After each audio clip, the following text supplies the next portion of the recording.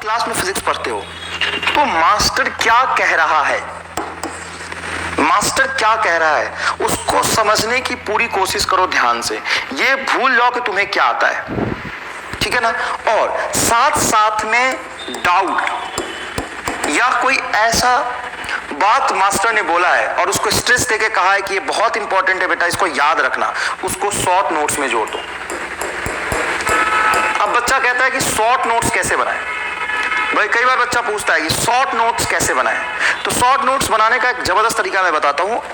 Short notes बनाने के लिए अलग से छोटा सा कॉपी मत खरीदो, अलग से कोई कॉपी मत लो। शॉर्ट नोट्स कैसे बनाते हैं ध्यान से देखना, बहुत जबरदस्त तरीका बता रहा हूं, इससे बहुत फायदा होगा तुम्हें। ये मान लो तुम्हारा है कॉपी, है ना, जिसमें पहला पेज तो तुम राम के नाम का छोड़ते हो और दूसरा पेज से पढ़ना, पहला पेज राम का और दूसरा पेज काम का, है ना, ऐसा करके लिख दो। पहला पेज राम के नाम से छोड़ दिया, दूसरा पेज पे लिखना शुरू कर। मेरी बात सुनो, जैसे कॉपी है, ब्लैंक कॉपी है अगर, या लाइनिंग वाला कॉपी, उसमें क्या करना है आपको कि पहले यहाँ पे जैसे मान लो लाइनिंग वाला कॉपी है या ब्लैंक पेज यूज करते हो तुम, है ना, सादा वाला जिसको बोलते हैं। उस सादा वाले पेज में क्या करो कि यहाँ से एक लाइन खींच दो और इसको ब्लैंक छोड़ दो, और जो भी तुम्हें क्लास में पढ़ाया जा रहा है उसको यहाँ से नोट डाउन करना शुरू करो। यहाँ लिखो मास्टर ने सवाल कराया, कंसेप्ट, ये कंसेप्ट डेरिवेशन और ये सवाल, ये लिख लो पूरा।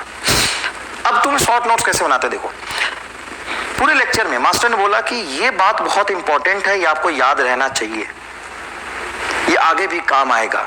तो वो बात तो ऑलरेडी यहाँ नोट्स में मेंशन ही है, उसको यहाँ पे रेड पेन या कुछ ग्रीन पेन, अलग तरह के कलर के पेन से यहाँ पे उस बात को फिर से लिख लो।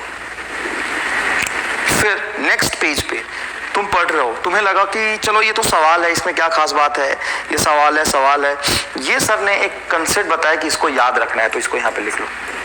या इस सवाल में इस बात का ध्यान रखना, नहीं तो गलत हो जाएगा, तो यहाँ पे लिख लो कि इस सवाल में अगर ऐसा नहीं होता तो हमें कुछ और करना पड़ता। कई बार होता है कि सवाल जब पढ़ने से जैसा महसूस होता है, असल में उसमें कुछ कंसेप्ट छिपा होता है, तो उस कंसेप्ट को यहाँ पे शॉर्ट नोट्स में लिख लो। अब तुम्हारा क्या होगा कि जब तुम रिवाइज करोगे, अब तुम्हें ऐसा महसूस हो रहा है कि मुझे पूरा रिवाइज करने की जरूरत है, तो पूरा रिवाइज जब तुम कर रहे हो तो इंपॉर्टेंट, पूरा रिवाइज करने के बाद इंपॉर्टेंट पॉइंट पे भी एक बार ध्यान चला जाएगा। या तुम्हें लग रहा है कि नहीं मुझे शॉर्ट नोट्स रिवाइज करना है, सारा सवाल तो मैंने कर लिया है, इंपॉर्टेंट बातें मुझे याद रहनी चाहिए, तो यहां से पढ़ना शुरू कर दो बस। लाइनिंग वाला है तो ऊपर में जो बॉर्डर होता है उसमें, जैसे तुमने डायरी अगर देखा होगा, डायरी है ना, पहले गांधी जी का या किसी का डायरी, अच्छा डायरी आता है, तो उसमें क्या होता है कि इस डायरी के पेजेस के लास्ट में अनमोल विचार लिखे होते हैं, है ना, कुछ विचार, शुद्ध विचार या बढ़िया विचार लिखे होते हैं। तो उस विचार को ऐसे लिखते हैं कि ऐसा है ना, तो सबकी सेवा करनी चाहिए, कुछ भी विचार लिखा होता है। वैसे ही तरीके से तुम्हारा ये फिजिक्स, केमिस्ट्री, बायो का शॉर्ट नोट्स दिखना चाहिए। क्या तुम्हें समझ आया क्या मैं कह रहा हूँ? देखो बेटा, इस ऑनलाइन के जमाने में ना कंटेंट, वीडियो तुम हजारों तरीके से कहीं से भी देख सकते हो, तो कंटेंट बहुत आ सकता है तुम्हारे पास, तो इससे फायदा कम और नुकसान ज्यादा है। तुम्हारे पास इतना कंटेंट और मटेरियल आ जाएगा कि तुम इसी में कंफ्यूज रहोगे, क्या करूं क्या छोड़ूं। तो मेरा हमेशा से ये मानना है, कंटेंट कम रखो और रिवीजन ज्यादा करो उसी कंटेंट को।